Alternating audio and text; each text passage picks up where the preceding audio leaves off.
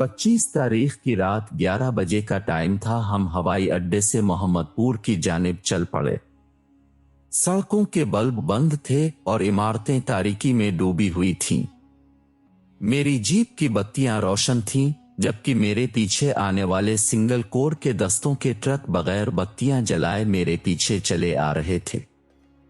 ये वाकया लिखा है ब्रिगेडियर रिटायर्ड ज़ेड खान ने अपनी किताब में, और इस किताब में वो 1971 में ऑपरेशन सर्चलाइट के दौरान ढाका में अवामी लीग के रहनुमा शेख मुजीब अर रहमान की गिरफ्तारी की कहानी सुना रहे हैं। ज़ेड खान लिखते हैं कि उन्हें शेख मुजीब अर रहमान की गिरफ्तारी का हुक्म मेजर जनरल राव फरमान की जानिब से मिला था। ताहम जनरल ने उन्हें बताया कि ये काम सिर्फ 2 अफराद करेंगे जो एक कार लेकर जाएंगे। ज़ेड खान कहते हैं कि मैंने कहा यह काम 2 आदमियों के बस का नहीं। शेख मुजीब बेहद मकबूल रहनुमा है और उनके घर के बाहर उनके मद्दाहों का हर वक्त हुजूम रहता है, इसलिए इस काम के लिए कम अज कम एक कंपनी दरकार होगी। लेकिन जनरल फरमान 2 से ज्यादा लोगों की नफरी ले जाने की इजाजत देने पर आमादा नहीं थे।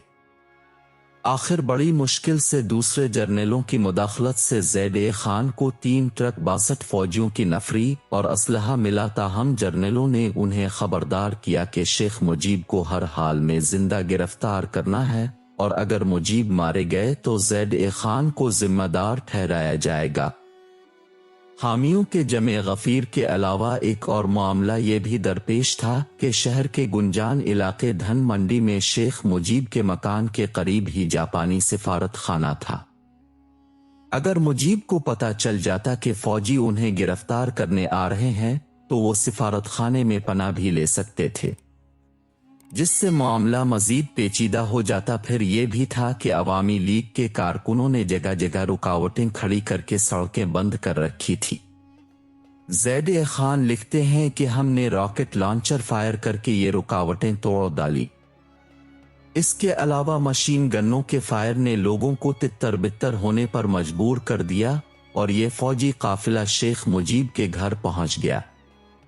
पूरा मकान तारीकी में डूबा हुआ था। मेजर बिलाल और उनके साथियों ने शेख मुजीब के हमसाया मकान की दीवार फलंगी और वहां से मुजीब के घर में कूद गए। वहां कुछ लोग मौजूद थे जिनसे गोलियों का तबादला हुआ। दूसरे फौजी भी सामने से घर में दाखिल हो गए। घर में मौजूद एक आदमी मारा गया।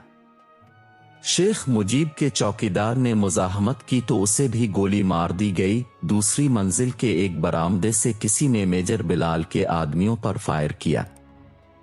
इसके जवाब में एक सिपाही ने ग्रेनेड फेंक दिया और अपनी सब मशीन गन का मुंह खोल दिया। ये माजरा सुनकर कमरे के पीछे से शेख मुजीब की आवाज आई कि अगर उन्हें जमानत दी जाए कि उन्हें कत्ल नहीं किया जाएगा तो वो बाहर आने के लिए तैयार है। जमानत दिए जाने पर शेख मुजीब बाहर निकल आए। ज़ेड खान लिखते हैं कि मैं भागकर मकान की दूसरी मंजिल पर पहुंचा तो देखा वहां शेख मुजीब बदहवासी के आलम में एक कमरे के बंद दरवाजे के आगे खड़े थे। मैंने शेख मुजीब से कहा कि मेरे साथ आए। उन्होंने पूछा कि क्या मैं अपने अहल खाना को खुदा हाफिज कह सकता हूं। मैंने कहा ठीक है। वो कमरे के अंदर गए जहां उनके अहली खाना ने अपने आप को बंद कर रखा था और जल्द ही वापस आ गए और हम गाड़ियों की तरफ चल दिए। मैंने ईस्टर्न कमांड को रेडियो पैगाम भेज दिया कि हमने शेख मुजीब को पकड़ लिया है। ज़ेड खान लिखते हैं कि मुझे सिर्फ शेख मुजीब को पकड़ने की हिदायत मिली थी। ये नहीं बताया गया था कि पकड़ने के बाद उनके साथ क्या किया जाए और उन्हें कहां ले जाया जाए। बहरहाल खुद जहन पर जोर डालकर वो बंगाली रहनुमा को ढाका में वाक़े कौमी असेंबली की इमारत ले गए और उन्हें कमरे में बंद कर दिया। इस वाक़ये से लगभग 3 माह कबल दिसंबर 1970 में जनरल यहिया खान के मार्शल के ज़ेर इंतज़ाम होने वाले शफाफ इंतखाबात के नतीजे में शेख मुजीब की अवामी लीग ने कौमी असेंबली की कल 300 में से 160 नशिस्तें जीती थी, जबकि दूसरे नंबर पर आने वाली जुल्फ़िकार अली भुट्टो की पाकिस्तान पीपल्स पार्टी के हिस्से में 81 नशिस्तें आई थी। अजीब सितम ज़रीफ़ी है कि शेख मुजीब को गिरफ्तारी के बाद जिस इमारत में रखा गया, इसी इमारत में कौमी असेंबली का इजलास तलब किया था, जिसमें मुल्क की अगली हुकूमत का इंतखाब होना था, मगर यहिया की जानिब से अपनी सदारत को दवाम बख्शने की लालच और भुट्टो साहिब की जानिब से इस इजलास में शिरकत करने वालों को टांगे तोड़ देने की धमकी के बाद ये सारा मामला ही खटाई में पड़ गया, जिसके बाद नौबत आज की रात तक पहुंच गई थी। इस काली रात के 1 साल बाद शेख मुजीब ने अमरीकी नामा निगार को इंटरव्यू देते हुए इन ड्रामाई वाकयात का जिक्र किया। उन्होंने कहा कि फौज का इरादा उन्हें कत्ल करने का था। जब मैं अपने घर से बाहर आया तो उन्होंने मेरी गाड़ी पर ग्रेनेड फेंकना था और कहना था कि ये बंगाली इंतहा पसंदों का काम है। इसके बाद उन्हें बंगालियों के खिलाफ फौजी कार्रवाइयों का बहाना मिल जाता, इसलिए मैंने फैसला किया कि मैं अपने घर ही में रहूंगा, भले वो मुझे मेरे घर के अंदर मार डालें। इस तरह सब लोगों को पता चल जाएगा कि उन्होंने मुझे कत्ल किया है और मेरा खून मेरे लोगों को पाक साफ कर देगा। शेख मुजीब ने अपने बड़े बेटे कमाल और 2 बेटियों शेख हसीना और शेख रहाना को कहीं और भेज दिया था। यही शेख हसीना बाद में बांग्लादेश की वजीर आजम बने। 25 मार्च की रात इस कमरे में सिर्फ उनकी अहलिया फजीलत अलनिसा और छोटा बेटा रसूल थे और बेटा जमाल दूसरे कमरे में था, लेकिन इसकी किसी को खबर नहीं हुई। शेख कमाल ने भारत जाकर मुक्ति बाहिनी की क़यादत संभाल ली। शेख मुजीब को पता चल गया था कि फौज उनके घर की तरफ आ रही है, इसलिए उन्होंने चिटागांग में वाक़े अवामी लीग के ज़ेर ज़मीन हेड क्वार्टर को एक पैगाम भेज दिया। ये पैगाम बाद में पूरे मुल्क में नश्र हुआ।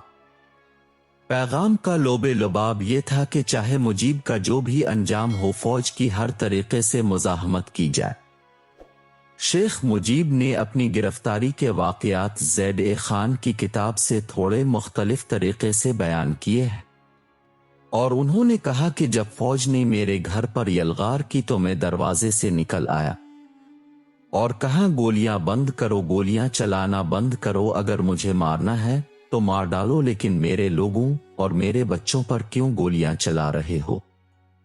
शेख मुजीब कहते हैं कि मैंने उनसे अपने बच्चों से मिलने की इजाजत मांगी, जो मिल गई। मैंने अपने अहली खाना को चूमा और कहा वो मुझे कत्ल कर सकते हैं, मैं शायद कभी दोबारा तुम्हें ना देख सकूं, लेकिन मेरे लोग एक दिन आजाद होंगे और मेरी रूह ये देखकर खुश होगी।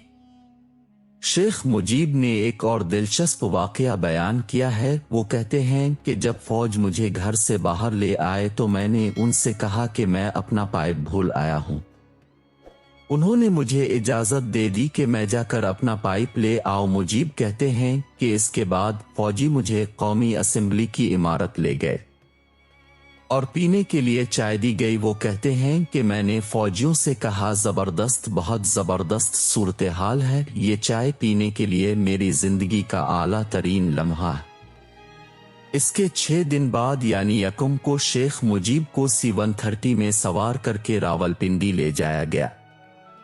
अगले 9 माह वो पंजाब की एक जेल से दूसरी में मुंतकिल होते रहे। उन पर मुल्क के खिलाफ जंग के 12 इल्जामात के तहत मुकदमा चलाया गया, जिनमें से 6 की सजा मौत थी। लेकिन इस दौरान मशरकी पाकिस्तान के हालात बिगड़ते ही चले गए। फौज जितनी शिद्दत से दबाती, आज़ादी की तहरीक इतनी शिद्दत से उभर कर सामने आती। बिलाखिर 22 नवंबर को भारतीय फौजी मशरकी पाकिस्तान में दाखिल हो गई और 16 दिसंबर को पाकिस्तान ने हथियार डाल दिए। नतीजतन 8 जनवरी 1972 को शेख मुजीब को रहा करना पड़ा। इस वक्त मुजीब को पता ही नहीं था कि बांग्लादेश में क्या हालात हैं, क्योंकि उनको अखबारों तक रसाई नहीं थी। उन्हें पाकिस्तान से निकालकर बरतानिया भेजा गया, जहां से वो पहली बरतानवी फिजाइया के तैयारे पर सवार होकर भारत पहुंचे, जहां उनका इंदिरा गांधी ने इस्तकबाल किया। इसके बाद वो फातिहाना अंदाज में मशरकी पाकिस्तान में दाखिल हुए, जो अब बांग्लादेश बन चुका था। यहाँ उनका वो अवामी इस्तकबाल हुआ जो शायद ही किसी रहनुमा का हुआ हो, अलबत्ता जैसे कि तीसरी दुनिया के मुल्कों में होता आया है। 15 अगस्त 1975 बांग्लादेश में ایک اور فوجی انقلاب برپا ہوا۔ اس کے نتیجے میں مجیب الرحمن، ان کی اہلیہ فضل اللہ، بیٹے الغرض، پورا خاندان مارا گیا۔ صرف شیخ حسینہ اور شیخ رہا نہ بچی، جو اس وقت ملک سے باہر گئی ہوئی تھی۔ تاہم اب کی بار اس انقلاب کی ذمہ داری پاکستانی فوج نہیں بلکہ خود بنگلہ دیشی فوج تھی، لیکن مجیب الرحمن کی بیٹی شیخ حسینہ نے یہ الزام لگایا تھا کہ اس کے پیچھے پاکستانی فوج کا ہاتھ ہے۔